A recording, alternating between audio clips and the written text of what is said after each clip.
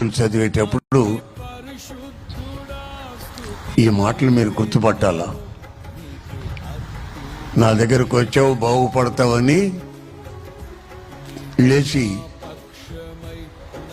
నడవరా అని అనలా. ఏమన్నాడు తెలుసా? నీ పాపములు క్షమించబడ్డాయని చెప్పాడు.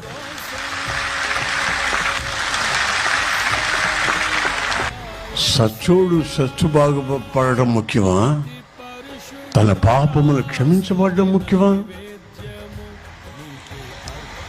ప్రపంచంలో ఇప్పటికి ఎవ్వరూ కూడా నేను నీ పాపాన్ని క్షమిస్తాను అన్నవాడు లేడు. దేవుళ్ళు అని పిలువబడే వాళ్ళు ఉన్నారు, మహాత్ములని పిలువబడిన వాళ్ళు ఉన్నారు. నీ పాపాన్ని క్షమిస్తాను అనే